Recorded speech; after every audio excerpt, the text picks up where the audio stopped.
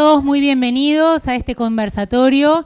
Es un gusto para los departamentos de Humanidades, Comunicación, la licenciatura en Comunicación. Es un gusto para nosotros recibirlos hoy y que estén acompañándonos en este conversatorio, que también es especial porque integra a 3 graduados de la licenciatura de Comunicación, que también es hermoso tenerlos aquí.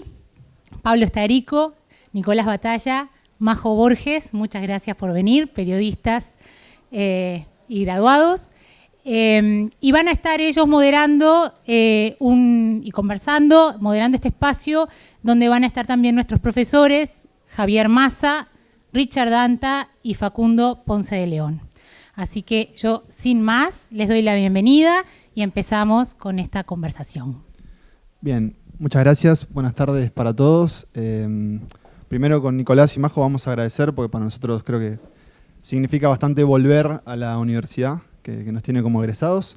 Y bueno, mientras voy contando, la idea es abordar la película Joker o Guasón desde diferentes perspectivas, de la comunicación, la filosofía, la semiótica, también la crítica. Y así que en realidad vamos primero a comenzar con algunas preguntas y a conversar entre nosotros, y más adelante vamos a darle la oportunidad a ustedes que hagan sus preguntas. Yo por lo pronto voy a empezar con una muy básica, y es preguntarles y pedirles que levanten la mano las personas que vieron Guasón. Bien, un montón. Hay muchos que creo que no están en edad para haberla visto, pero... Sí. Toda esta gente que está acá. No por mí, sino por el criterio del INAU. Pero bueno, vamos a empezar brevemente, Nicolás y yo, que vamos a moderar esta conversación. Primero, contando muy brevemente el origen del Guasón en las historietas, en la literatura, y después un poco el camino que hizo la película desde su producción hasta ahora. Así que bueno, los dejo con Nicolás para que justamente cuente de ese origen o no origen del Guasón. Muchas gracias, Pablo. Bueno, buenas tardes para todos. Un placer estar acá, volver al alma mater después de tanto tiempo. Y como decía Pablo, citando un poco también a Facundo, vayamos al origen del Guasón, de este personaje que en realidad está casi que nace junto con Batman. Batman nace en 1939, está de cumpleaños, 80 años para el Hombre Murciélago. Batman empieza en una revista que se llama Detective Comics, que es la que le da nombre a la editorial DC Comics. Y le va bien al personaje, las primeras historias son muy leídas, muy compradas, y al año siguiente ya le dan su propia revista, la revista de Batman, y en el primer número aparece este personaje, este payaso, que se basa en un personaje del cine, en un personaje interpretado por el alemán Conrad Veidt, en una película de 1928 que se llama El hombre que ríe. De hecho, la primera aparición del Guasón en el cómic es muy parecida a la de este hombre del cine, este personaje del cine. Después, bueno, obviamente con el paso de los años va generando su propia identidad, se va pareciendo mucho más a ese que vemos ahí. Y bueno, y a lo largo de la historia también ha sido interpretado por diferentes actores en distintos formatos, porque del cómic pasó a la televisión con la serie de la década de los 60, donde lo interpretaba César Romero. Después pasó al cine, primero en 1989 con Jack Nicholson. Después, bueno, Heath Ledger, que quizás fue el más reconocido, hasta que ahora llegó Joaquín Phoenix con esta película propia. Y en el medio tenemos, bueno, lo que quiso hacer Jared Leto, que no sabemos qué fue. Y Mark Hamill, es verdad, lo rescato, que es el actor que hace de Luke Skywalker en las películas de Star Wars, y que fue que le dio la voz en las series animadas y en los videojuegos de Batman también, y que es considerado uno de los mejores intérpretes de este personaje. Hasta ahí el repaso histórico de este personaje, que tiene casi 80 años y que probablemente sea de los villanos más conocidos y más populares, casi tanto como el superhéroe con el que se enfrenta de forma cotidiana. Bien, y pasando un poco al cine, que es lo que nos compete hoy, es interesante para mí enmarcar esta película en lo que yo siento que es una nueva ola de películas de superhéroes, considerando que, por ejemplo, hoy 2 de las películas más taquilleras de la historia son de superhéroes. En el puesto número 1 creo que está Avengers Endgame, en el puesto número 5 Avengers Infinity War. Pero bueno, les doy este ejemplo porque en realidad consideremos esto. Hoy las películas más taquilleras, más populares son de superhéroes, y eso habla de como la cúspide de la temática y de los arquetipos que de la historieta ahora ya son una parte muy popular del cine. Pero en los últimos años empezamos a ver otros tratamientos de esos personajes, otras versiones, se dice comúnmente versiones más oscuras, Y en este caso coincide para mí una particularidad, y es que llega este proyecto en 2017 a través del director de Joker, esta película, Todd Phillips, que hasta entonces era conocido por una trilogía de películas de amigos que se emborrachan y se olvidan que se emborracharon, que es The Hangover o ¿Qué pasó ayer? Y él en realidad propone un poco, según ha dicho en entrevistas, cansado de la corrección política que él sentía que había en Hollywood con las comedias, propone hacer algo irreverente justamente con algo popular, que son los superhéroes, o en este caso, los villanos de cómics. La película se filma, es muy rápido el proceso una vez que se anuncia. Todd Phillips como director y como escritor, como co-guionista. Joaquín Phoenix en su primer trabajo como superhéroe. En realidad en YouTube hay un video de él haciendo Superman en una serie muy divertida. Y entonces Todd Phillips propone esto, se filma muy rápido, el proyecto desde su anuncio tiene mucha atención. La película fue filmada en Nueva York, que en la película en realidad sería Ciudad Gótica, Gotham. Pero claro, al estar filmada en Nueva York y no en un estudio cerrado en Los Ángeles, eso provoca que se filtren muchas imágenes del rodaje, muchas de las escenas. Y entonces ahí empieza a correrse la bola de este proyecto, que igual se mantiene en secreto en cuanto a su temática y obviamente si va a estar Batman o no. Si no la vieron, Batman yo diría que no está, después tal vez podamos discutir si está o no está.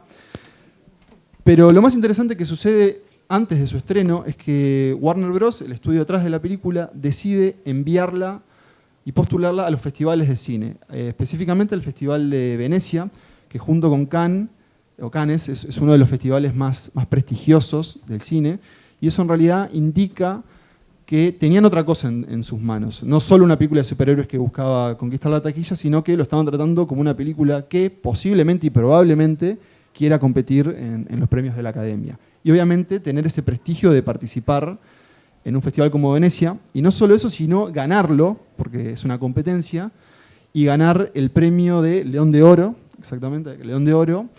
Y ahí empieza la polémica un poco, y por la que Javier nos invitó, porque a raíz de esa conquista, que yo diría que tal vez le hizo peor a la película que mejor, empieza una polémica específicamente en los medios de Estados Unidos, con algunas críticas que indicaban que la película podía ser un llamado a la violencia y que también representaba una parte muy oscura de la sociedad, esto enfocado en Estados Unidos, de la sociedad incel, que después vamos a adentrarnos. Pero bueno, pasan los festivales, pasa esta especie de polémica, y hoy estamos acá con Joker, y como creo que demostramos con ustedes levantando la mano, y es que hoy es una de las películas más populares de este año. Hace no mucho rompió un récord al ser la película calificada como R en Estados Unidos, esos mayores 18, más taquillera. Y en Uruguay anda por nos fijamos ayer con Nicolás, 100.000 espectadores. Para que tengan una idea, las películas más vistas en un año en Uruguay llegan a los 300.000, más o menos todas las Rápidos y Furiosos. Pero Joker ya anda en un tercio de ese camino y yo creo que va a tener un poco más. Entonces, la primera pregunta que quería hacerle a este selecto panel era ¿por qué creen ustedes justamente que esta versión del Guasón se ha convertido en un fenómeno tan popular y que creo yo ha dado lugar a tantas conversaciones? La pregunta está abierta. Bueno, largo yo entonces. A ver, el tema del éxito de las películas tiene mucho que ver a veces con qué es lo que la gente hace, qué es lo que la audiencia hace con las películas. ¿Sí? El personaje del Joker en sí, eso se explicaba muy bien cuál fue su origen, pero cómo está tratado en esta película también, está presentado como una especie de agente de caos, ¿no? Entonces, es alguien que no controla muy bien lo que pasa, no controla muy bien lo que le pasa, hace cosas que no quiere hacer, siente cosas que no quiere sentir, y de alguna manera ese descontrol se manifiesta en brotes de violencia, pero también en brotes de melancolía, de un sentimiento de fracaso, pero también en una euforia que a veces se transforma en una furia asesina. Entonces, el personaje es muchas cosas, pero a la vez no es ninguna de las cosas que parece ser. Esta plasticidad que tiene el personaje hace que sea muy sencillo, que cualquier persona que está en la audiencia tome ese personaje, se quede, o sea, le dé sentido a lo que de alguna forma conecta con su experiencia, su sensibilidad o sus expectativas, y olvida el resto. Entonces, de alguna manera el éxito tiene que ver con que yo veo en el personaje aquello que yo quiero ver y no necesariamente sin ignorar las otras facetas del personaje. Las otras facetas no son lo que de alguna forma me interpelan. Entonces, un personaje que no se presenta de una pieza, sino que se presenta como múltiple, como plástico, puede ser, digamos, apropiado de diferentes lugares por diferentes personas o audiencias. Entonces, estos 100.000 y pico de espectadores en realidad ven la misma película, pero tienen relaciones diferentes con la película, ¿no? Vos mencionabas hoy el tema de la controversia, que curiosamente se generó antes de que la película fuera estrenada en Estados Unidos, ¿no? Y eso habla de que en realidad no fue la película la que generó la controversia, sino que fue lo que, en este caso, los medios, la crítica en particular, ¿no? Pero también no solamente la crítica cinematográfica, sino el periodismo cultural y social, tomó la película, imaginó de lo que se trataba la película y lo conectó inmediatamente con un fenómeno social, cultural, hoy en Estados Unidos, que muchos consideran que es una circunstancia de riesgo cultural, justamente la cultura incel, que de repente en un ratito explicamos un poquito más de qué se trata. Entonces, en realidad lo que hicieron los críticos y los periodistas fue no ver la película en sí, porque de hecho no la habían visto la mayoría de ellos, y cuando la empezaron a ver en una clave que es propia de su cultura. ¿Qué quiere decir esto? Que el argentino que fue este domingo a votar disfrazado de Joker, digamos, no tiene ninguna conexión con, digamos, las problemáticas culturales norteamericanas de esta cultura incel que movió a estas lecturas y en algunos casos condenas de los periodistas norteamericanos, ¿no? O de repente el chileno que sale a protestar o la persona que sale en Beirut y que se pinta, ¿no? con un maquillaje que en realidad es el maquillaje del payaso, pero que hoy es inevitable ver en ese maquillaje al Joker. En realidad no tienen nada que ver, o sea, su sensibilidad, sus problemas no tienen nada que ver con los problemas que están instalados en la sociedad norteamericana. ¿Qué quiere decir? Se apropian del personaje y la película de un lugar diferente. Entonces creo que parte del éxito tiene que ver con esto, con que en realidad cada audiencia, cada sociedad, cada cultura, cada persona ve en ese personaje plástico, extraño, y que no deja de tener un cierto atractivo en esa peligrosidad, en ese vértigo de la locura, ¿no? Que de alguna manera nosotros no queremos serlo, pero también hay como una especie de riesgo, es ese temor primigenio que tenemos de serlo. Entonces nos apropiamos de aquella parte que nos hace más sentido y las demás las olvidamos. Entonces, si bien es una sola película, yo creo que son muchos personajes de acuerdo a cómo se da la apropiación de las audiencias.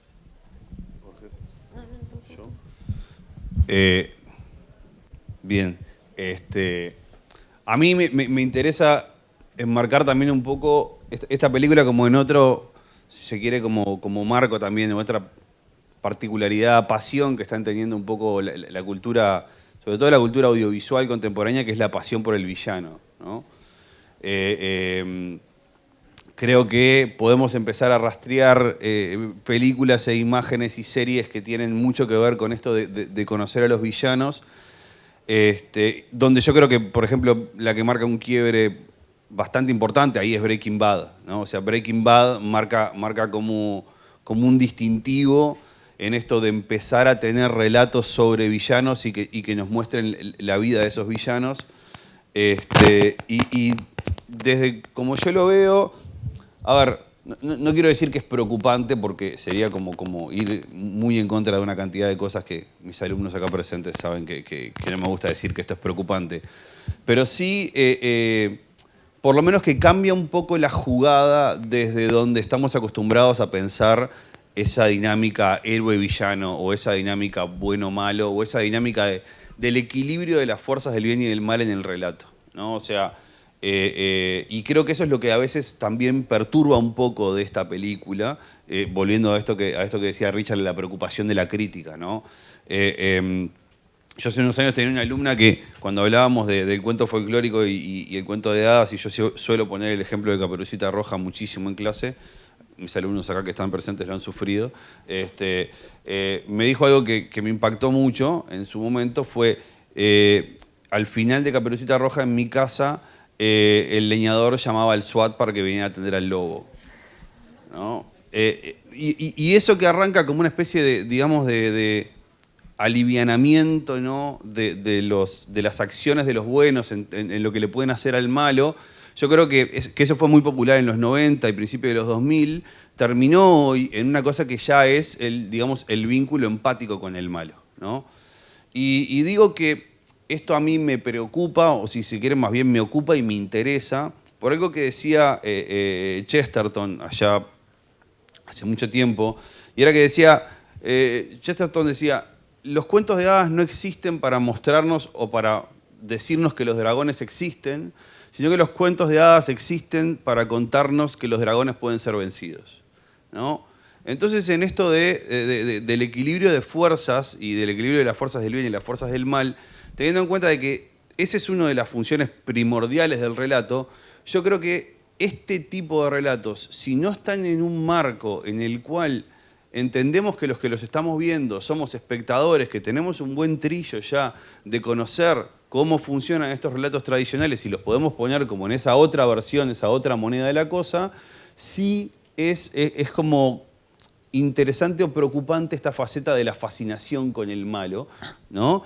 Porque, a ver, si quieren sáquenle lo preocupante, porque puede sonar incluso a alguna moralina, pero por lo menos es ocupante porque revierte ciertos valores que tradicionalmente estamos acostumbrados a contarnos. Y cuando digo tradicionalmente me refiero a del Cromañón para adelante, ¿no? O sea, no es de la tradición de la novela del siglo XVIII. O sea, es una tradición muchísimo más ancestral de la que nosotros podemos pensar, donde es importante que cuando los cromañones salían a matar al bisonte, mataran al bisonte. Y que por más de que se llevó puesto unos cuantos ese bisonte, sin duda, ¿no? Alguien volvió con la cabeza y contó que había matado a ese bisonte. Porque si no, esa narrativa que tenemos en términos humanos tan medular de somos capaces de oponernos a las fuerzas del mal, la cambiamos y nos ponemos a jugar con ella y bueno, ahí digo, quizás hay alguien de Facultad de Psicología acá que pueda explicar mejor cómo eso puede terminar metiendo algunas cosillas no tan habituales de que estuvieran ahí en la psiqui, ¿no? Pero yo creo que ahí hay un tema para preocuparse o para ocuparse. Igual ahí hay otra teoría que uno podría plantear y hacer como, ¿no?, un diálogo con lo que vos planteás, porque también... sí, siempre, yo te voy a pelear siempre, ya sabes que te voy a pelear siempre. No, porque en definitiva, a ver, ¿por qué la fascinación del villano? ¿No? Porque nosotros estamos hablando de un universo de superhéroes, entonces uno puede asociarlo al, no sé, al universo épico, de aventuras, pero también hay villanos en las telenovelas. ¿Y quién se acuerda de Esmeralda, de Rubí? Nadie. Bueno, Rubí se acuerdan porque era malísima. Era un caso en el cual una protagonista en realidad era la villana, ¿sí? A ver, las telenovelas o las series de televisión hoy son más memorables de acuerdo a lo memorable que es el villano.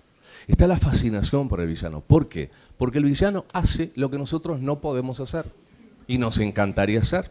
Nos encantaría cuando tenés que decir, yegua, y no lo decís, ¿no? Pero la villana te dice, yegua. Y uno quisiera salir por ahí, como no, en fin, como los villanos de Game of Thrones, mátenlos a todos.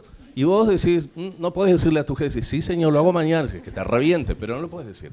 Entonces hay allí también una proyección empática que no deja de ser una forma de ese viejo mecanismo de la catarsis, ¿no?, que viene ya desde la dramática ¿no?, griega y demás, en el cual uno tiene una experiencia de vida donde, bueno, le pasan cosas buenas, le pasan cosas malas, pero vivimos en la realidad.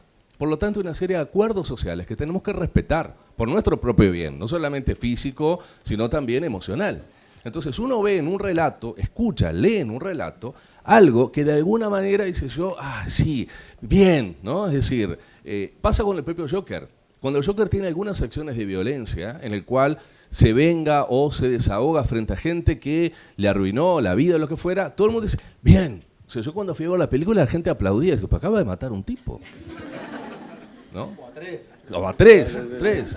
Y nunca me voy a olvidar de una señora que estaba atrás, no sé la edad que tenía, no, siempre decía, bien, bien. Yo dije, esta está matando al marido, esta está matando al uno. Y hay una proyección allí que juega también un papel de fascinación. Claro, ¿qué pasa? Terminó la película y uno vuelve a la realidad. Entonces, ¿no? Cuando uno está en la realidad sabe que hay cosas, bueno, que no se pueden hacer, ¿no? Pero en el momento uno está metido en un mundo de ficción sin olvidar que es un mundo de ficción. Y esto yo creo que está bueno vincularlo con una experiencia que todos tenemos de niños y que lo bueno sería tenerla también de adultos, que es la experiencia del juego. El niño en el juego imagina que tiene superpoderes, pero sabe que no los tiene. Entonces no se tira de la ventana. Esto no quiere decir que no haya niños que no puedan tirarse de la ventana. Claro, sí. Pero eso ya claro, no es un problema, digamos, de la ficción. Es un problema que hay personas que no pueden relacionarse, digamos, con la realidad de la ficción desde un lugar de ubicación en la realidad y entender que esa ficción es una realidad alternativa que yo puedo disfrutar, que yo puedo vivir, pero que no puedo asumir como real, porque si me tiro por la ventana y me voy a caer, no voy a volar, eso es así. Pero más allá de individualidades, ¿no?, en las cuales se pueden dar este tipo de situaciones que se vuelven trágicas, la realidad es que la mayoría de nosotros vemos en estas historias un espacio también de catarsis y de empatía que hace que, si bien el héroe es un punto, digamos, de proyección y de identificación, el villano también lo es. Y cuando la película está centrada en un villano, bueno, es como que no tenemos ningún tipo, digamos, de celos ni de dudas. Me identifico con el villano, porque no tengo héroe con el cual. No hay comparación. Exactamente, exactamente. Ahora que decías eso, Richard, y ya te dejo, Facundo. Joker, en el caso este puntual, ¿es la historia de un villano, es la tragedia de un desgraciado o son las dos cosas? Dale, Ponce. ¿Cómo es la pregunta? Cántame, ya estaba Ya te peleando. estabas Jorge distraído. también responde, no sé, digo, ¿sí? Si en el caso puntual de Joker de la película, ¿es la historia de un villano, es la tragedia de un pobre desgraciado o es las dos cosas? Yo creo que es la tragedia de un pobre desgraciado y quiero responder la pregunta anterior. Para mí parte del auge de la película tiene que ver también, sumando, con la agonía del espacio público como espacio público y espacio político. Entonces en esa agonía aparece un personaje que no tiene ningún plan, no es el guasón que vimos de Heath Ledger, que es, si querés, un villano político, planifica, entra a un hospital y dice vos vas a hacer esto. Acá las cosas pasan, o sea, ninguno de los asesinatos que vemos de él en la película hay una planificación de ser un agente del mal y un agente del caos en tanto villano. No estoy de acuerdo. Buenísimo, para eso es el conversatorio. Creo que hay una escena crucial, y disculpa si hay alguien que no la vio, porque vamos a revelar detalles. Estaban avisados. Había spoilers. No, pero brevemente, si vos recordás, él es como acosado en un subte por 3 amigos que después nos enteramos que son agentes de Wall Street, que eso obviamente también habla de lo que decías de la sociedad. El primero es el menos planificado. No, los 2 primeros yo diría que son en defensa personal, entre comillas, pero el tercero que sale corriendo, él sale corriendo escapado, él lo busca y lo asesina. Después viene la escena del baño, que él baila, que también creo que me gustaría hablar del baile en algún punto, porque creo que es un elemento importante de la película, pero era solo esa anotación, pero yo creo que ahí está el quiebre de ese desgraciado que ya después tal vez en ese raíz de asesino, no sé, así lo veo yo al menos. Bien, no hay política ahí. Es un tipo que se sigue vengando a título personal de cosas que le pasan a él porque las sufrió él. Y él no sabe quiénes son ellos. Y él no sabe quiénes son ellos, ni sabe quién compra las máscaras, ni que como bien apuntaba Richard después, ni siquiera son las máscaras de payaso, no son las de él. Hay todo una manera de leer esta película y su éxito en la pérdida de lo político como espacio común, aún para que haya villanos. En el fondo él es un villano no político, no hay una planificación ni de vencer a Reagan, ni de vencer, hablábamos hoy de en qué año acontece esto. Bueno, es en los 80. Los 80, todas las charlas que él tiene con la señora de la Seguridad Social, que le dice somos el último oreja. Pero él no tiene dimensión, él es él. Y el ser solo tú es no ser político, es que no estás con nadie más que contigo mismo. Incluso lo que provoca es ajeno a él. O sea, es ajeno a él en el sentido de que él no busca provocarlo. O sea, incluso hay una escena que es muy interesante ahí, que es él se pierde en lo que provoca sin querer perderse en lo que está provocando. O sea, en el momento en que él ya está luqueado y después de que baja la escena enigmática de las escaleras, ¿no? O sea, y lo empiezan a perseguir los policías, él se pierde en esa cosa que él provocó sin ningún intento de provocarlo. O sea, De hecho, a De Niro le dice, mirá, si un tipo Sí. como yo va a organizar un movimiento. No, y él dice, soy apolítico. Eso Soy es lo más apolítico. explícito de la película. Sí, para mí demasiado explícito, Héctor. El co-guionista.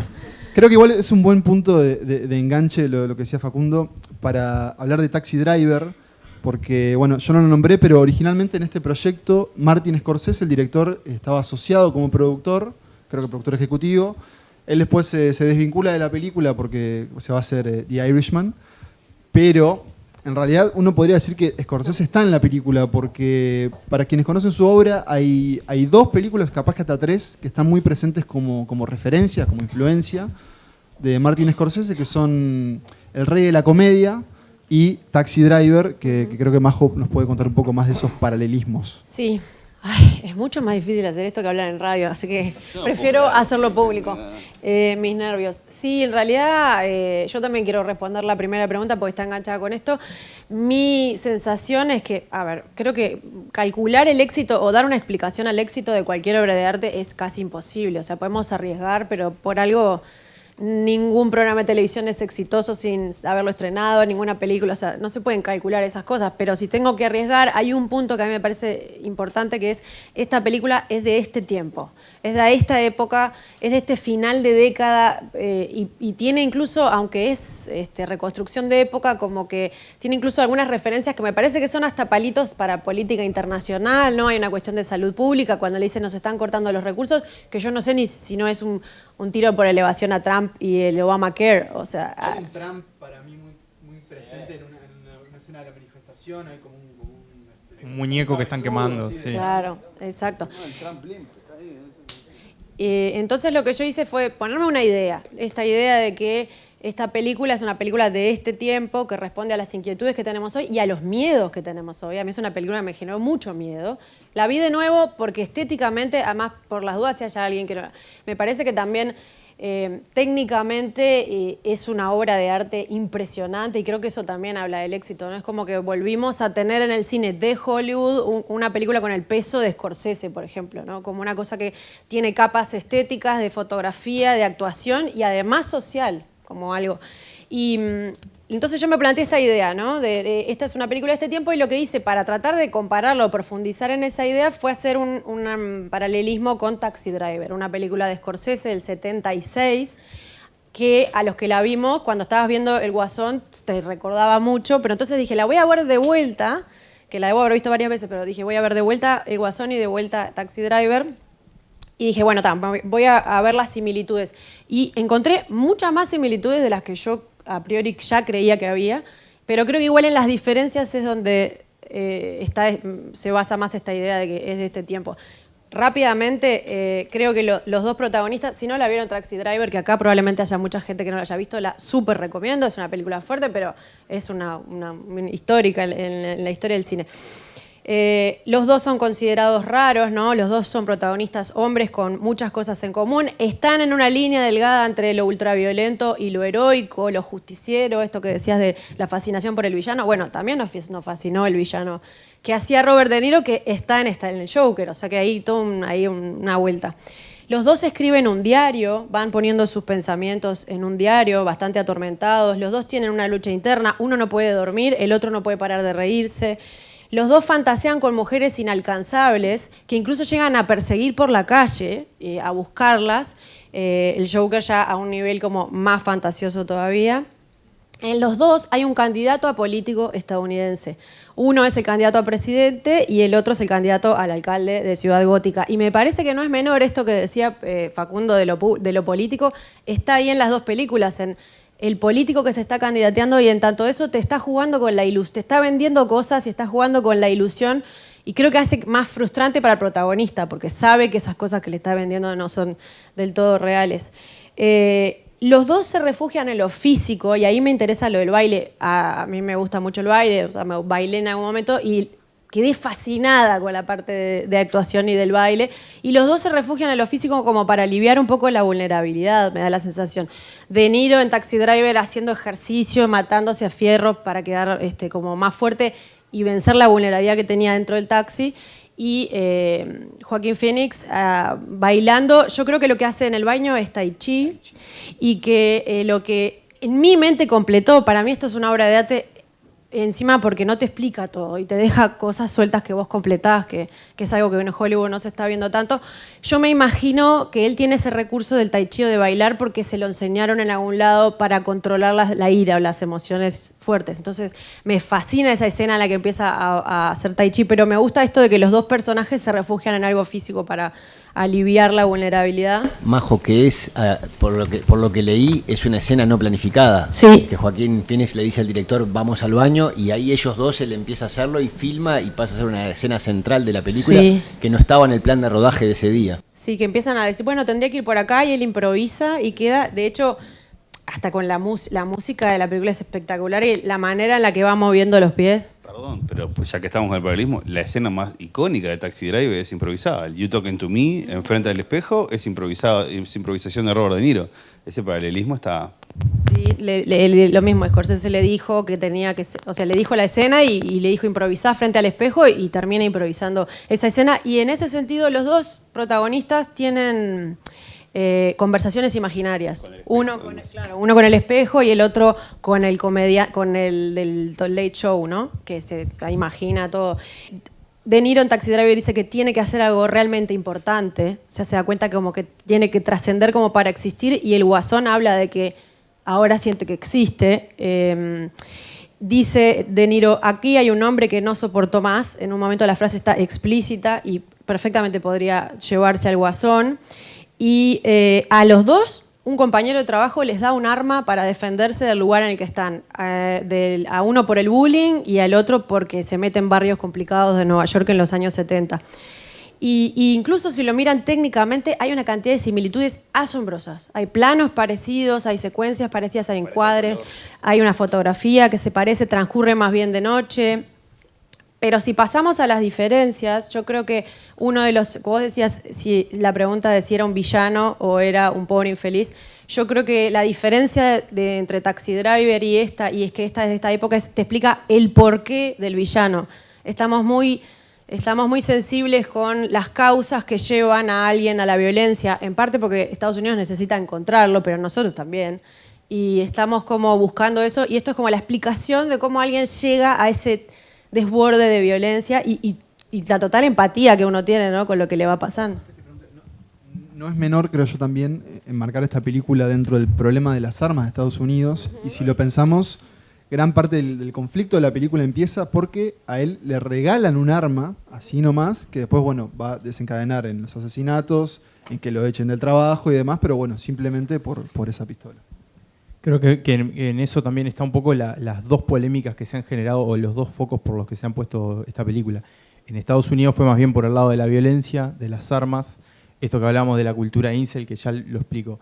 Básicamente, como tanta cosa en internet, empezó siendo algo bueno y terminó en algo malo. Empezó siendo un grupo de gente que hablaba de sus problemas para entablar una relación sexual, ya fuera por problemas psicológicos, ya fuera por problemas físicos, ya fuera por problemas emocionales.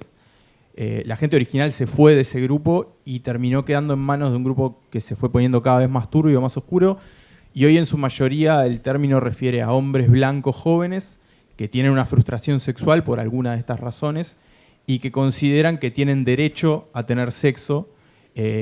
Obviamente se han radicalizado muchos de esos y han tomado posturas racistas o posturas antifeministas. De hecho, creen que la cuestión de los derechos de las mujeres es todo un plan de los judíos para que ellos no puedan tener sexo. Creen que las mujeres están obligadas a tener sexo con ellos solo por el hecho de ser mujeres. Y también, bueno, muchos de los tiroteos que se han producido en Estados Unidos en espacios públicos, en escuelas, han sido hechos por hombres jóvenes que tenían vínculos con la cultura incel y que por ese lado canalizaron su frustración. En el resto del mundo el problema fue más bien por el lado de las enfermedades mentales, también un poco por esta gente que queda fuera, digamos, de la sociedad.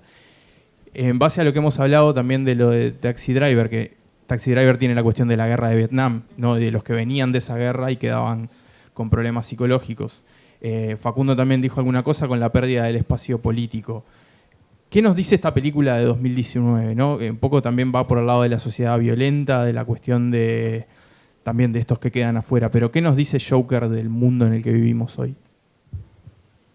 Yo una de las últimas cosas que quería decir que está vinculado con eso es que se habla de salud mental. Y se habla de salud mental nombrando a la salud mental. Él escribe, la gente que tiene problemas de salud mental, lo peor es que los demás hacen de cuenta que no los tenemos o quieren que hagamos de cuenta. O sea, se habla de salud mental, que creo que es un problema enorme en este momento en el mundo. Y no lo mencionamos, pero creo que una de las, para mí al menos, grandes ideas que hace la película es reconvertir la risa del Guasón en un aspecto doloroso del personaje y algo incluso involuntario, que después nos enteramos que es a través de un trauma, pero que en realidad, que tal vez en las historietas o en las otras películas y en las animaciones y en los videojuegos, siempre la risa del Guasón es como uno de sus rasgos característicos y que habla de un personaje cómico. Y acá no hay comedia. Y me pregunto si eso también tiene que ver con lo que pregunta Nicolás.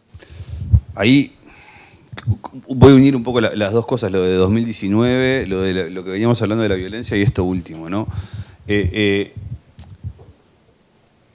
Steven Pinker hace unos años escribió un libro que se llama Los mejores ángeles de nuestra naturaleza. Steven Pinker es un neuropsico...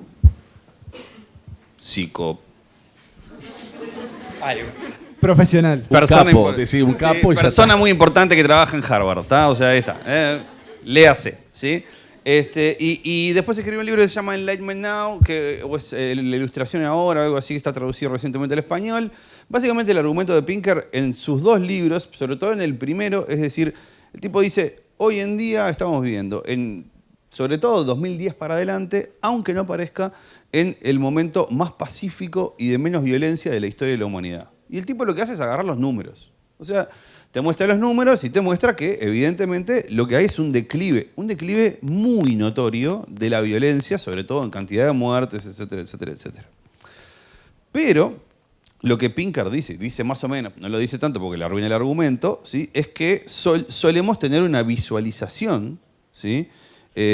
Bastante más explícita de la violencia de la forma en la que la visualizábamos antes. O sea, hemos transformado en la violencia en algo mucho más público. Claro, hay más canales por donde verlo. También. Exactamente, hay muchos más canales por donde ver violencia en términos gráficos. Yo creo que, bueno, a ver, podremos ver esto desde muchísimas ópticas, pero uno de los éxitos, por ejemplo, de Twitter como plataforma es que permite mostrar violencia, ¿no? A diferencia de otras redes donde no lo permiten y eso, digamos, tipifica toda una manera de comunicarse dentro de una red o dentro de otra, ¿no? Instagram, donde todo el mundo es de cotton candy, y Twitter, donde 2x3 te aparece una bomba que despedaza a alguien. Te avisan, viene que va a despedazar una bomba, pero te aparece, ¿no? La ves incluso fuera de la ficción en los noticieros, por ejemplo. Por ejemplo, todo el tiempo, ¿no? Y esa, a ver, y de vuelta para decirlo en términos, si se quiere, como periodísticos y muy poco académicos, pero que están en la vuelta, esa visualización de la violencia además garpa, ¿no? O sea, y la apuesta está también en que esta es una película muy taquillera en eso y que lo muestra. La canalización de la violencia y digamos, y que los seres humanos tenemos que de alguna manera canalizar violencia por algún lado, es algo a lo que si seguimos el argumento de Pinker, nos vamos a tener que empezar a acostumbrar de que cada vez vamos a poder hacer menos. Pero que efectivamente tenemos que hacer. Y creo que a todos nos pasa que en algún momento canalizamos violencia por algún lado. En algún momento nos enojamos, aunque sea con nosotros mismos o frente al espejo, o insultamos a alguien que cruzó con la luz roja, etcétera, etcétera. Y después de que hicimos eso, siempre hay un qué bueno. ¿No? O sea, porque, a ver, porque... Mencionaban la catarsis. No, digo, lo catártico es necesario, y es necesario en términos psicológicos, ¿no? Y yo creo que ahí la violencia y el humor son dos mecanismos catárticos muy pegados. O sea, son dos mecanismos catárticos que tienen mucho que ver el uno con el otro, ¿sí? Y si se quiere, son como, en algún sentido, contracaras de la misma moneda, lo que también nos lleva a un vínculo muy íntimo que hay entre Joker y Batman, ¿no? O sea, Joker es la contracara esa humorística, demencial, antagonista de Batman, y Batman es psicótico que ejerce violencia. Porque, a ver, si nosotros nos ponemos a mirar la figura de Batman... ¿Cómo te atreves? Sí, es un psicótico que lo que hace es ejercer violencia, ¿no? Y de esa manera mantiene cierto de control. Es apolíneo dionisíaco, ¿no? Creo que ahí le tomo la punta a Facu, ¿no? Digo, y no pueden ser el uno sin el otro, ¿no? O sea, Pero no pueden ser el uno sin el otro, porque acá tenemos un caso en donde no hay Batman. Todavía. Él mismo lo crea. Digo, a ver, yo creo que hay un Batman. Digo, o sea, yo creo que ese, a ver, papá Batman, ¿no? Que ahora me estás... Thomas Wayne, ¿no? Oficia como ese otro Batman, porque en definitiva, si lo pensás, el Joker en Batman nunca se revela contra Batman en primer lugar, sino que antes de eso está peleado con Bruno Díaz, el Joker en Batman, ¿no? O sea, el plan del Joker, y en esto vuelvo a lo que decía Facundo, también siempre es político. El Joker tiene una trama política que en esta está ausente hasta por ahí nomás, ¿no? O sea, esto que decíamos del borde, ¿tá? Y estas cosas de los dos ser parte de lo mismo me lleva a lo que hablábamos hoy de esa famosa última viñeta de The Killing Joke, donde en realidad ambos personajes se dan cuenta de que están ahí, ¿no? Y esta, spoiler alert, digamos, supuesto vínculo fraternal que se deja ver en la película, para mí es una de las genialidades más interesantes de esa película, porque realmente si ese vínculo fraternal existe, explica una cantidad de cosas de estos siendo dos personajes que están íntima y psicológicamente unidos, ¿no? En eso de el humor y la violencia, ¿no? Esos dos tipos de canalización catártica que en definitiva, ¿y por qué empatizamos? Porque nos pasan a todos, ¿no? Yo vi la película en la sala movie grande, 600 y pico de personas mirando la película, y en un momento, al principio me calenté cuando esto sucedió, y después me lo fui pensando y dije, no, está bien, es entendible. La gente largó flor de risa con la escena del enano en el departamento, ¿no? Pero largó una carcajada. No fue la única sala. Claro. Es una escena donde que es el segundo del tercer asesinato de Joker, donde hay un personaje que uno piensa que lo van a asesinar y no lo asesinan, y además es enano, entonces no llega a abrir la puerta y le tiene que pedir, por favor, abrime la puerta porque, ¿no? Al tipo que supuestamente lo va a matar. Y ahí el cine estalla en carcajadas, ¿no? Y de vuelta, esa carcajada es una carcajada catártica. No es una carcajada de no entiendo y de soy superfluo y soy bobo y me río porque tengo ganas de reírme. Es una carcajada catártica. Venís chupando tensión en la película hasta que de repente el enano te hace el gag y pasa lo que pasa acá. De repente, te reís. Pero te reís porque aflojás tensión y porque en ese sentido, ¿no? Dejás escapar eso. Y te agrego otra cosa, y es que la película te hace eso, te hace reír, digamos, con un chiste políticamente incorrecto, digamos. Que el director ha dicho que esta película la hizo un poco en respuesta a la corrección política que le impidió seguir haciendo comedia, digamos. Porque como no te puedes reír de nada porque no te dejan, porque te pegan. Entonces, bueno, ya que no puedo hacer comedia, hago... Claro.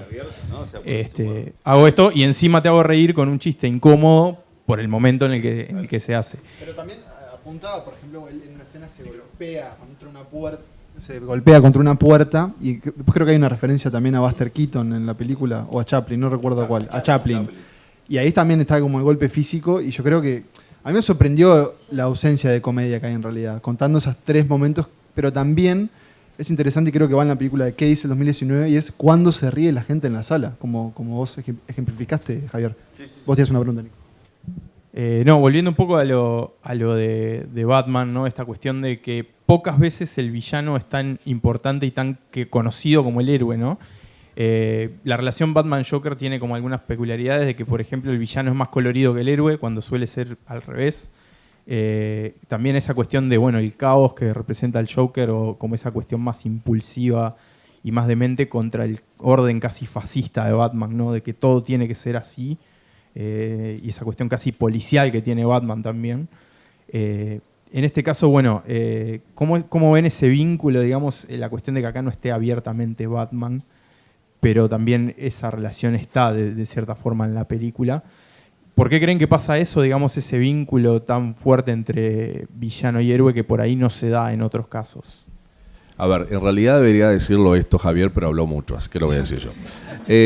No existe héroe sin villano. Y no hay villano sin héroe. O sea, es el principio de toda narrativa. Y la narrativa, los cuentos, es la forma en que nosotros en Occidente no solo comunicamos, es la forma en que pensamos, nos pensamos en el mundo. ¿Vieron que todo el mundo...? A mí me reconforta mucho que sea Danta quien esté diciendo esto, porque así la gente que está acá lo escucha. ¿Cuál es el héroe y cuál es el villano? Sería la pregunta. Y lo escucha de otra persona que no sea yo, ¿no? O sea, porque si no, parece que soy yo el que ando con este disco rayado. No existe un Danta sin un Massa. No. Es que esto es producto de mucha ralladura de cabeza a lo largo de los años, ¿no? Porque relato y la historia, el coso del héroe, no sé qué. Pero resulta que tiene razón. No sé si tiene razón él o es que ha leído mucha gente capa, porque vieron que él leyó mucha gente capa, entonces está. Pero bueno, yo me someto a eso. Y no, lo que quería plantear es que vieron que todos nos imaginamos como que somos el héroe de nuestra propia vida, lo cual es natural, somos los protagonistas de nuestra experiencia. Y de repente otra persona que nos hace algo que no nos conviene, Capaz que si somos muy maduros, ¿no? Y pasó mucho el tiempo, que no siempre pasa, pero bueno, tenía razón esta persona. Pero en el momento yo la odié y sentí que era mi villano, ¿no? Era mi Joker, porque uno siempre es Batman, ¿no? Siempre es la Mujer Maravilla, uno, ¿no? Y a ver, y está bien, si uno fuera el Joker estábamos en problemas, pero bueno, ¿no? Como vimos en la película. O Robin. O Robin. O Robin, sí, por eso. A ver, voy a aclarar este comentario porque ¿qué pasa? Acá tenemos un problema y es que la mayoría de nosotros somos nerds, como se debe notar. Entonces, hacemos comentarios y nosotros, Robin, pero no todo el mundo sabe. O sea, en el mundo de los cómics, Joker mató a uno de los Robins, no al Robin más conocido. Y eso ha vuelto sobre, digamos, los relatos y los cómics y demás. Es más, en algún momento, en alguna película de Batman protagonizada por Ben Affleck, aparece y se ve un uniforme de un Robin todo destruido, rayado y grafiteado por su asesino, que es el Joker, ¿no? Entonces, bueno, el tema concreto es que el héroe no se puede pensar sin el villano, porque el héroe existe solo porque hay un villano a derrotar. Lo interesante de la película, y ahí yo creo que viene por donde vos lo planteabas, el tema de esa relación fraternal, acá ya estamos jugados, así que vamos a ir spoiler salado, ¿sí? En realidad en un momento se sugiere que el Joker es hermano biológico de Bruce Wayne, que es Batman, ¿no? Porque aparentemente una empleada doméstica, que es la madre de Arthur Affleck, que es el Joker, tuvo un romance con Thomas Wayne, que es el padre de Bruce Wayne. Ven que es bien telenovela, ¿vieron que no? Pero va. Entonces, en un momento se sugiere esta posible filiación biológica, fraternal. El tema es que después se comprueba que esto no es así. El tema es que no, porque no sean hermanos biológicos, no quiere decir que no sean hermanos simbólicos. Y ese es el punto. ¿Por qué? Porque Thomas Wayne, bueno, es el padre biológico de Bruce Wayne. Pero al morir y dejarlo, ¿no? Y al morir de forma tan trágica, asesinado en un callejón junto con su esposa, ese trauma es el que genera la psicosis y por lo tanto la personalidad de Batman de Bruce Wayne. Entonces es el padre biológico, pero también de alguna forma su muerte, ¿no? Y el desamparo generado por su muerte en su hijo genera simbólicamente a Batman. Pero ahora en esta película se nos plantea que él también es, de alguna manera, no solo por la relación y el rechazo que tuvo con la madre de Arthur Affleck, o sea, del Joker, sino también cuando lo va a buscar a Arthur pensando que es el padre y lo golpea y le da una trompada y lo deja sangrando en el piso, pero también siendo ese candidato, ¿no? Esa especie como de orden absoluto, ¿no? Privilegiado económicamente, que dice, todos los que no lograron lo que nosotros logramos son payasos. Y ahí es que sale la gente a decir, todos somos payasos. Él genera el caos que de alguna forma se refleja en el Joker. Entonces sí, esa figura de Thomas Wayne es en definitiva el padre, ¿no? Digamos el padre simbólico, yo voy a decir, y tiro un poquito para mi lado, el padre semiótico de estas dos figuras. Entonces son dos hermanos, son, digamos, dos facetas de la misma moneda. Por eso es que son impensables uno sin el otro. Y hoy mencionaba Javier a The Killing Joke. The Killing Joke es una novela gráfica de los 80s, muy famosa, que se concentraba en el Joker, si bien aparecía también Batman y otros personajes. Y en esa novela se desarrolla todo un trabajo de personaje, de caracterología, donde justamente se explora esta relación, ¿no? Que en realidad son como dos facetas de la misma moneda, son dos aspectos de la misma cosa. De hecho, te interrumpo para un apunte, y si recuerdan El Caballero de la Noche, la escena del interrogatorio entre Heath Ledger, ese guasón, y Christian Bale, ese Batman, hay una frase que está tomada de la broma asesina, y es que le dice, no sé si es ahí o al final, pero le dice, vos me completás a mí, claro, y como nos necesitamos, pero claro, van de la mano de eso, y específicamente en la broma asesina, que es la versión tal vez más sádica del Guasón, se explora eso. Tal cual, y de hecho hasta en una película muy divertida, muy amable, que es el Batman Lego, en un momento se encuentra el Joker, ¿no?, con Batman y le dice, no me puedes dejar porque no sé qué, y es realmente como la ruptura de una pareja. Por supuesto con muchísimo humor y es una cosa muy, muy fresca. Le dice, yo soy tu villano definitivo. Y le dice, bueno, yo en realidad peleo contra mucha gente. Claro, dice, bueno, pero nadie como yo. Adorable. Entonces, esa película. Y aparecen ahí, ¿no? El pingüino, yo qué sé, no sé cuánto, y como segundones, ¿no? Bueno, esos son romances de verano. Yo soy tu verdadera pareja, no sé cuánto. Y si bien está planteado en tono de humor, y es muy divertida la escena, en realidad se justifica por esto, porque en realidad estamos hablando de dos personajes que son en realidad el mismo personaje en dos facetas. Hay una cosa que es bien interesante, y esto ya que Danta me tiró de la piola del héroe, voy a aprovechar, de que Batman pelee contra este tipo de villanos es algo bien particular de un modo en el que nos hemos encontrado de poder volver a contar la aventura heroica. O sea, en la aventura heroica tradicional, los héroes siempre venían de afuera y eran los que nos venían a amenazar el estilo de vida tal como lo conocemos. Y en ese sentido podemos imaginar muchísimas narrativas heroicas de otros tiempos, pero vamos con la última que nombraste vos, que es Avengers Endgame, ¿no? Donde realmente el villano, el mega villano, es un extraterrestre intergaláctico que quiere apoderarse y destruir la vida en la Tierra tal como la conocemos. Ese es el villano, o el monstruo prototípico de la aventura heroica, al cual el héroe tiene que salir a cortarle la cabeza, traer la cabeza del villano y decirle: no se preocupen, muchachos, ya murió. ¿Sí? Entonces ese es el ciclo del héroe, ¿no? Esto que le pasa a Batman es distinto porque el villano de Batman es el villano, digamos, intestino, ¿no? El villano de la aventura heroica tradicional es el villano que está afuera, ¿no? Y contra ese, todos los que estamos acá adentro nos podemos mancomunar y poner de acuerdo que lo queremos destruir, ¿tá? Y en ese sentido lo queremos destruir porque nos hace ser quienes somos nosotros, prevalecer sobre el otro, ¿tá? Este otro villano, que es el héroe intestino, de alguna manera es el símbolo de esa maldad o ese proclive a la maldad que también nosotros tenemos. Por eso son todos locos, ¿no? Y se fijan, la mayoría de los villanos de Batman están mal de la cabeza. En algún momento, ¿no?, se le voló una chapa y quedaron locos. Y por eso Joker es el villano definitivo, porque es el más loco de todos los locos, ¿no? Gatúbela también está loca, el Pingüino también está loca, el Acertijo también está loco, o sea, todos están un poco locos, pero Joker es el más loco de todos, ¿no? Y esa cosa de Batman luchando contra la locura es de alguna manera la forma, es otra versión de la aventura heroica de ahora nosotros también luchando contra nuestros propios demonios. Y lo más interesante ahí es que por algo Batman nunca mata a estos tipos. Porque matarlos también significaría cercenar, o sea, matar una parte de nosotros mismos que no queremos matar. Tiene que estar ahí, tiene que estar viva, controlada, encerrada en el asilo de Arkham o tomando Prozac, como quieras ponerle, ¿tá? Pero la tenés que tener ahí en algún lado, ¿no? O sea, y tenés que también aprender a reconciliarte con esa cosa tuya, porque si no, sí, perdés el equilibrio. Por eso esa cosa de las dos caras de esta moneda entre Batman y Joker. 3 apuntes breves. El primero es casi todo esto que hablamos está, mejor dicho que todo lo que podemos decir acá, en el origen de la tragedia de Nietzsche y la tensión Apolo-Dionisios. La segunda, un comentario que quiero hacer del Guasón, pensando de acá a 50 años. Yo no sé si es una gran película, es el mejor tráiler en mucho tiempo. El tráiler de la película, o sea, lo que te hace ir a verlo es realmente sensacional. La película, yo creo que estamos todos acá, mirá lo que es esto de gente, porque algo tocó, pero como película, si dejamos pasar la marea y después vuelve la normalidad, va a ser una película de montón. Pero el tráiler sí es, yo no creo eso.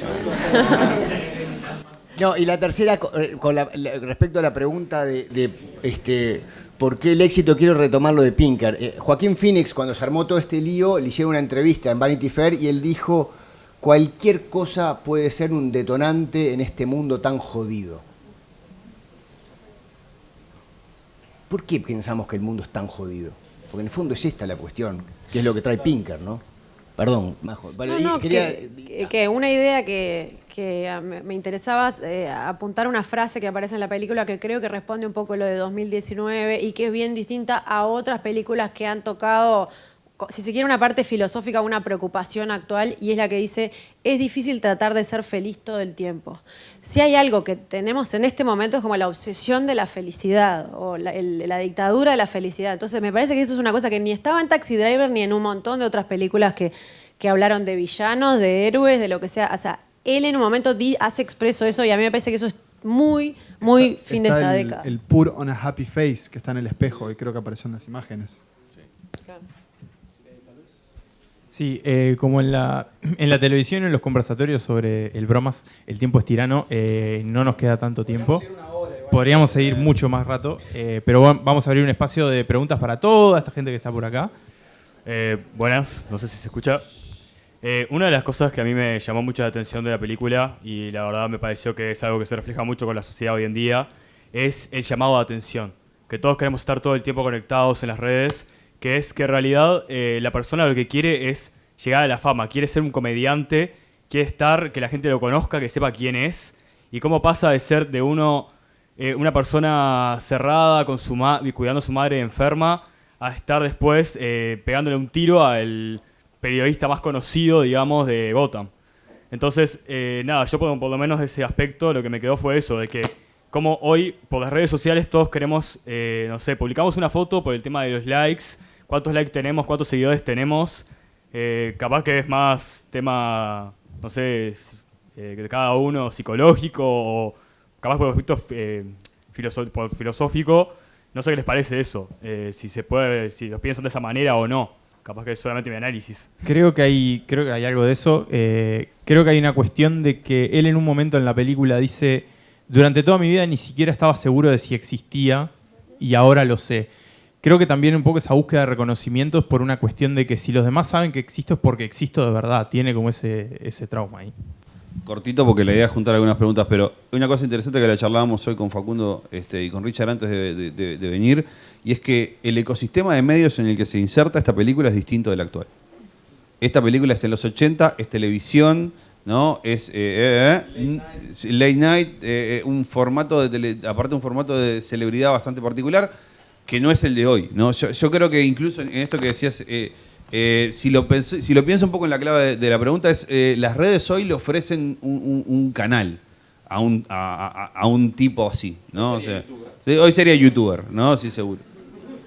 Yo tengo una pregunta que va más allá de como de la temática de la película en sí, que tiene que ver con el director y que me parece que es un fenómeno que se está repitiendo y tiene que ver eso con lo que decía Javier, con los límites o que no hay y las dos caras entre como la comedia y el drama, por decir algo. Como era el caso del director de esta película, fue el director de Hangover, y cómo es una película exitosa, como es muy bueno trabajando el drama, ¿no? Y se repite, otro caso que se me ocurre, es el creador de Chernobyl, la miniserie de HBO, que él fue guionista y productor de Hangover 2 y de algunas de Scary Movie, ¿no? Entonces está como esa cosa entre cómo el director de comedia o el guionista de comedia puede sentirse tan cómodo y salirle tan bien y como ser exitoso en algo que es tan dramático. O sea, como esa cosa de las dos caras de la moneda, ¿se entiende? Mi pregunta iba más por el lado, o sea, está muy claro que la violencia en la película está sumamente justificada y creo que por eso empatizamos tanto. Perdón, dijiste injustificado o justificada. Está sumamente justificada. Perfecto, pues no, pero un detalle nada menor. Está muy justificada la violencia y como que eso es lo que hace que nosotros podamos empatizar. Y la pregunta va por el efecto que eso puede tener en los espectadores. O sea, ¿cuál es su opinión de qué efecto tiene eso en las personas que ven esa película?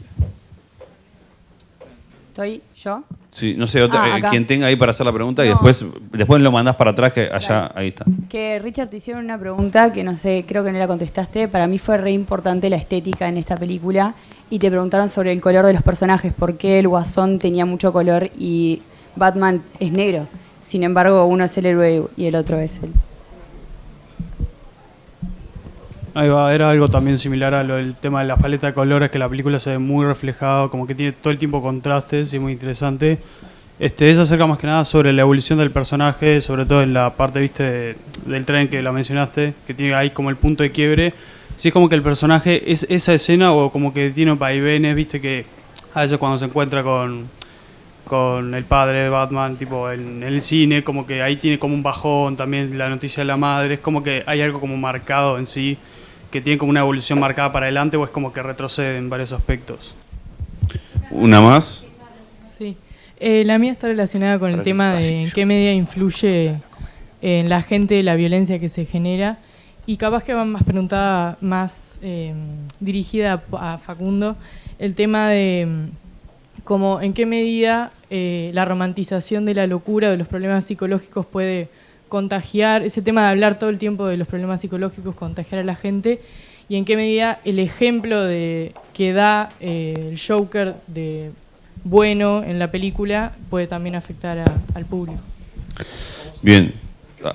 Arranco al revés. Arrancamos en orden, sí, ya arranco con la de comedia y comedia. Arranquemos mejor en orden porque va a ser un lío. Si no. Comedia y tragedia. Retomando un poco lo que decía Facundo de Nietzsche, la comedia y la tragedia, la Apolíneo y lo dionisíaco. Y acá yo te diría que yo te respondo más en clave dramaturgo que en clave filósofo.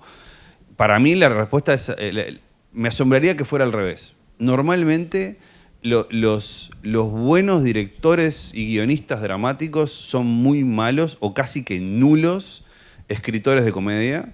Y te diría que cuento con los dedos de la mano exitosos trágicos, ¿tá? Que sean exitosos comediantes. Y sin embargo, me sobran, no me dan los dedos de la mano para contar comediantes que de repente hacen unos tragedias de esas que te querés morir, ¿no? O sea, Shakespeare para empezar. Shakespeare es un gran comediante y es un gran trágico, ¿no? Entonces ahí como que está la cosa. Y yo creo que en realidad hay una beta en la comedia y sobre todo en la buena comedia, que la buena comedia es, y es muy nietzscheano esto, es como el guiño, si querés, irónico de la superación de lo trágico, ¿no? Es esa cosa de cuando vos superás de lo trágico y te das cuenta de que te estás del otro lado y te reís. Sí, nombraste de Hangover y me sale acá la escena de el chino desnudo saliendo de la maleta del auto, ¿no? Entonces es como el chino desnudo, ludópata, mafioso, saliendo, ¿no? O sea, justamente de la maleta de un auto que está en el desierto hace 24 horas y te matás de la risa, pero y si vos te lo ponés a pensar, es tristísimo, ¿no? O sea, es como decís, mirá este tipo acá, está hace 24 horas en el desierto adentro de la maleta de un auto desnudo y porque es un ludópata pobre tipo. Pero estás en el cine y es Hangover y te moriste de risa, ¿no? Entonces, siempre esa cosa está como muy ahí, ¿no? Entonces, la respuesta a tu pregunta es, yo creo que sí, que el tipo que mayor entrenamiento tiene en la buena pluma y en la buena dirección de la comedia es el mejor trágico. Y te hago un Woody Allen, sí, te hago un apunte, y es que el director de Guasón, Todd Phillips, él dijo que todas sus películas para él son la misma película, incluyendo las 3 que pasó ayer, una... sí, bueno, él lo retoma. Y de hecho, en realidad, si vos ves qué pasó ayer, y es interesante cuando un director llega, digamos, a este punto en su carrera, tal vez culmine, cómo conversan con sus obras anteriores. Y si vos ves qué pasó ayer, hay mucha lástima y hay mucha decadencia en esos personajes. Y pienso, por ejemplo, en Alan, que es este comediante, además, Saki Lafanakis, que es un caso de por sí y que creo que puede haber unos paralelismos con Guasón. Que hizo de Guasón en Lego Batman, es cierto. A ver, también como un apunte, después continúas con la respuesta, pero un apunte al respecto es que el mayor trágico de la historia del cine fue su mayor comediante, que fue Chaplin. Es así. Y si uno ve las películas de Chaplin, ¿no? Que a veces, claro, la estética es tan diferente, la sensibilidad es tan diferente, que a veces es difícil pensar que la gente se moría de la risa viendo esas películas. Y uno la ve y es una cosa triste, una pobreza, el ciego que se pierde, una cosa horrible. Buster Keaton en la misma clave, ¿no? Buster Keaton tiene los mismos problemas. Exactamente. Digo, menciono Chaplin porque, bueno, es como que está ahí esa película del dictador que como de alguna forma, ¿no? Es como un portento del cine. ¿A qué voy? Voy a que el dolor está muy cerca de la risa. Por eso es que el comediante que comprende la lógica de la risa también es alguien que conoce mucho el dolor. Y también hay que pensar esto, y es que voy a decir algo capaz que suena como muy grave y raro, pero la risa, el humor es una forma de violencia. Es un poco lo que estás diciendo vos. Yo me río de una situación terrible. Si yo la pienso 2 veces, no me puedo reír. ¿sí? Pero me río. ¿Por qué? Porque están todos los mecanismos que hoy hablábamos de catarsis, de proyección y Bueno, demás. acá, ahí está la clave de por qué hoy tenemos los problemas que tenemos para procesar el humor. Y está esto de, ¿se acuerdan del campeonato del el llamado de la Intendencia de Montevideo de humor políticamente correcto? Y la gente salió a decir, por favor, muchachos, ¿de qué estamos hablando? O sea, no hay humor políticamente correcto, el humor es enemigo de la corrección política y porque justamente es una forma de violencia. Uno se ríe de eso del otro que no, y es... Igual yo acá voy a tirar un panfletito, ¿sí? Y es decir que cuando Todd Phillips, el director, dice, yo hice esta película porque hoy esta conciencia, él habla de la woke culture, ¿no? O sea, esta conciencia de que ejercemos violencia hace que no nos podamos reír de nada. Señor, ríase de usted. Claro, ese es un tema que también lo he escuchado muchos humoristas de este país. Es decir, claro, ya no me puedo reír, sí, perdón las expresiones, no me puedo reír de la suegra, del puto, del negro, de no sé qué, porque estoy ejerciendo violencia. Entonces, tal vez estos humoristas podrían, Todd Phillips incluido, podrían empezar a reírse del hombre blanco, heterosexual, ¿no? Clase media y demás. Pero claro, ¿qué ocurre? Eso implica violentarse a sí mismo. Claro. Entonces, yo no puedo hacer, ¿no? Entonces, ¿qué tengo que hacer? Bueno, pero ahí, voy a hacer... perdón, ahí te la peleo. Porque Woody Allen tiene una maestría en eso. Sí, bueno. O sea, no, digo pero ¿cuántos Woody Allen? Claro, bueno. Claro. Bueno, pero Woody Allen tiene una maestría en lo único que ha hecho Woody Allen en toda su filmografía es reírse de sí mismo. Está bien, pero estamos hablando de uno. Sí. Mirá que si nos sacamos está bien. No sigo peleando, pero vamos con los colores. Los colores. Sí, engancho yo con el tema de los colores así. Sí, yo creo que es significativo y es importante. ¿Por qué? Porque el orden implica también homogeneidad y eso está claro. Esto no es ni bueno ni es malo, es así. Y claro, los colores oscuros de alguna forma hablan, digamos, de una homogeneidad que está bajo el control. Las explosiones de color, que a veces nosotros lo asociamos, ¿no?, a los niños, la infancia, ustedes piensen, los colores que se asocian a los niños son siempre pastel. Las novias, las quinceañeras, colores pasteles. Ahora, cuando uno le da los, bueno, yo no tengo hijos, acá hay gente que tiene hijos chicos, le dan, digamos, los marcadores, los gurisas hacen cualquiera y usan colores bien brillantes y bien saturados. Y vos lo ves, te dan su dibujito, que vos no sabés mucho lo que es. ¡Ay, qué lindo, mi amor! ¿Qué es? ¿Y qué es? Te dice, ¿no? Es, ¿el perro? No, es la abuela. Bueno, en fin. Pero los ojos te duelen de esos verdes bien rabiosos, esos rojos. ¿Por qué? Porque eso es una explosión de energía. Y acá vamos otra vez con esta cuestión. El Joker es muy colorido. ¿Por qué? Porque es el caos, es lo incontrolado. Entonces tiene que ser algo saturado, tiene que ser algo que me lastima los ojos. ¿Vieron ese color verde que tiene el pelo? O sea, es un color que en realidad tiene tal saturación que es más agresivo y violento que, digamos, evocador, por ejemplo, del mundo natural. Y hay un quiebre ahí con eso también. Porque en esta película el verde del pelo es mucho más brillante, el traje es rojo, amarillo, mientras que en los cómics es sobre todo verde y violeta, que son dos colores asociados mucho a los villanos. Exacto. Porque los héroes son rojo, exacto, amarillo y en azul, la estética ¿no? del Los cómic, colores primarios. O blanco también. Pero sí, los villanos tienen el verde y el violeta, sí, en el caso de Joker. Y acá lo rompe porque justamente es... Exactamente. En parte es el héroe, entre muchísimas comillas, y segundo porque también es una sí, versión mucho más violenta. Es el protagonista, es el héroe de su historia que, otra vez, perdón, Massa, que no quiere decir que sea un héroe en el sentido que le damos a la palabra. Él se ve como el héroe positivo, claro. Él es un héroe porque es un protagonista de una peripecia, no propia, personal, pero no quiere decir que sea, digamos, alguien que nos salva o que se salva a sí mismo. Y antes de pasarle a Facundo, se había preguntado por aquí, ella había formulado también, bueno, ¿qué pasa, no? ¿Qué hace esto con la gente? Y yo creo que la pregunta que siempre se ha planteado en los estudios de comunicación desde los años 20 y 30 del siglo XX es, ¿qué es lo que le hacen las películas? ¿Qué es lo que le hace la publicidad? ¿Qué es lo que hace las series de televisión? ¿Qué es lo que hace el periodismo con la gente? Y la pregunta en realidad es, ¿qué es lo que hace la gente con el periodismo, con la publicidad, con la televisión, con el cine? Cuando los críticos salieron, y es interesante porque son críticos más cercanos al periodismo, pero no al periodismo cultural, más al periodismo general, el periodismo de nota, ¿sí?, que estaban atemorizados sin haber visto la película, solo porque habían escuchado alguna crítica, algún comentario de cuando se presentó en Venecia, ¿sí?, decían, esto puede ser que la gente salga a la calle a matar. Esto es no entender cómo funciona la comunicación masiva, ¿no? Es más, el concepto de masivo hoy está, digamos, muy cuestionado por las redes. Claro, por eso, ni hablar. Si hablamos de productos mediáticos o hablamos del arte, en realidad el poder que tiene el arte o que tiene un producto mediático de determinar conductas es casi nulo. Claro, si una persona este mismo debate lo tuve y creo que lo tuvimos en la radio cuando el año pasado, 13 razones, ¿no? Ah, claro, ni hablar. Nada, yo preguntaba dónde estaban las notas del siglo XVI, la ola de suicidios después de Romeo y Julieta, ¿no? Claro, o sea, porque, tal cual. No sucedió, digo, o sea, no. Y digo, y si quieren suicidio romántico, hay que ganar a Romeo y Julieta.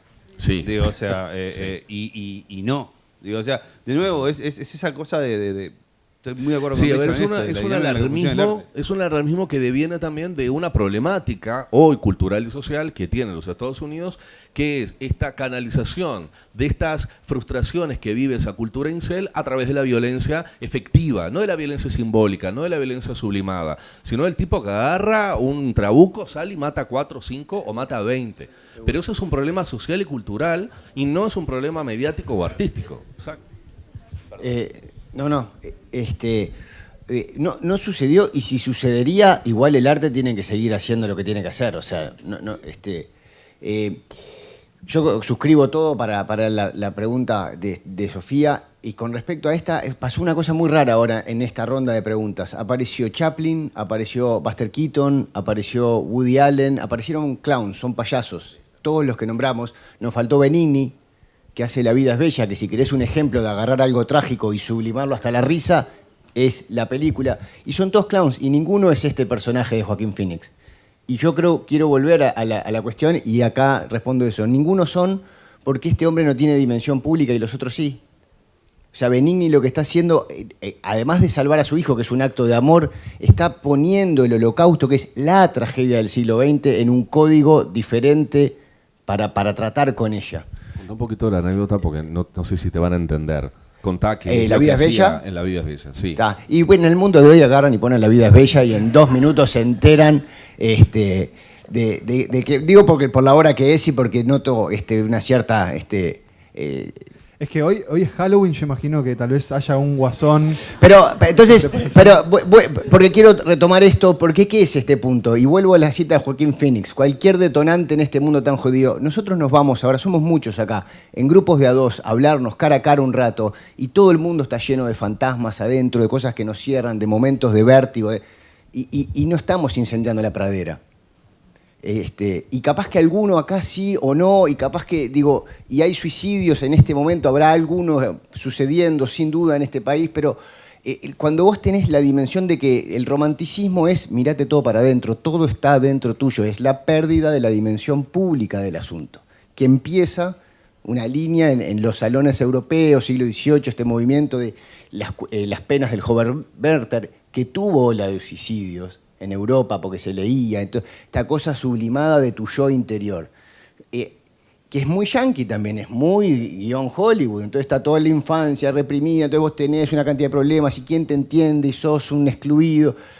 Y bueno, creo que esto se pelea no diciendo que estas películas hacen peligro, se pelea, digamos, generando una narrativa más clownesca, como hizo Chaplin con Tiempos Modernos, o hace Benigni con La vida. Es justo ese salto clownesco el que está ausente en el personaje, no digo en la película, en el personaje no está ese salto. Bien. Llegamos al sí.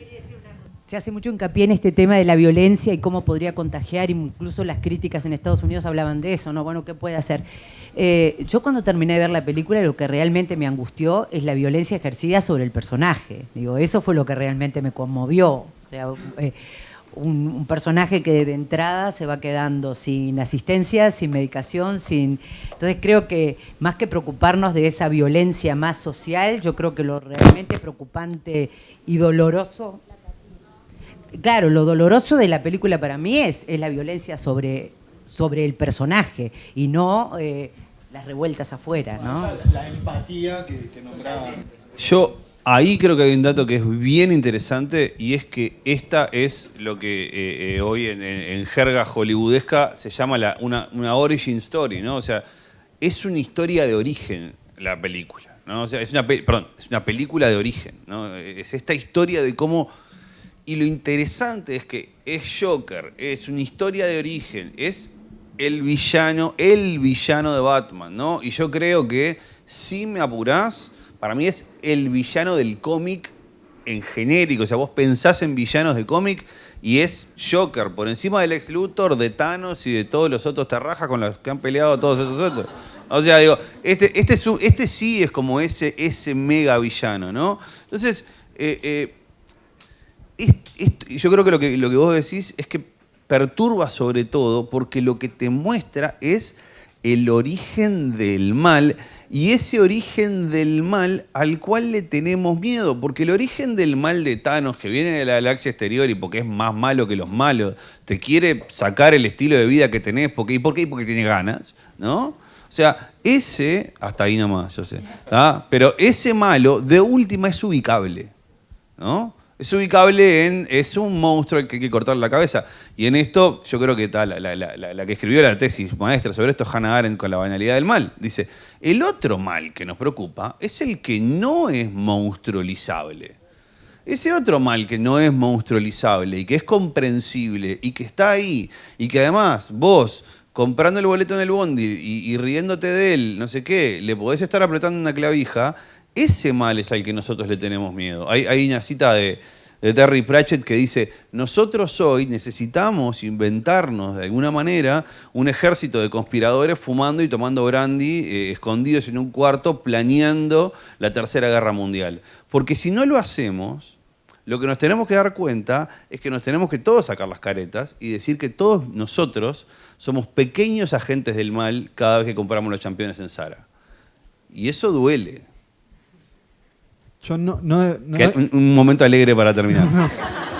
No descartaría, y creo que es un breve apunte lingüístico, no descartaría que en 10 años estemos viendo Guasón otra versión. ¿Por qué? Porque si notan, esta película no se llama El Guasón, se llama Guasón, no está el artículo. Y eso para mí habla de una genialidad de decir, bueno, es una versión, es una historia y es una interpretación. Una que resultó muy popular, muy polémica, y creo que igual lo más interesante es que generó ganas de conversar al respecto. Así que, Nico, creo que tenías Majo, querías cerrar. No, a mí me resultaba interesante la pregunta sobre el efecto de las artes, pero también cómo siempre nos terminamos haciendo esa pregunta del efecto de la comunicación en el público. Porque, por ejemplo, se ha discutido mucho sobre difundir una noticia de suicidio, si están prohibidas. Nosotros trabajamos en diarios, hemos tenido 1000 discusiones sobre qué contar, qué no contar, porque hay una idea de que tenemos un efecto directo. Yo creo que estoy casi segura que fue Durkheim que decía, nosotros no estamos diciendo a alguien que se suicide, pero si lo contás por ahí estás diciéndole cómo hacerlo. Es lo único que puede imitar la manera. Vos no le vas a contagiar a alguien que quiera suicidarse. No sé, me parece una discusión para otro conversatorio, pero es súper interesante la del efecto, que siempre le estamos buscando efecto a la comunicación, más allá de las películas y más allá de las obras de arte.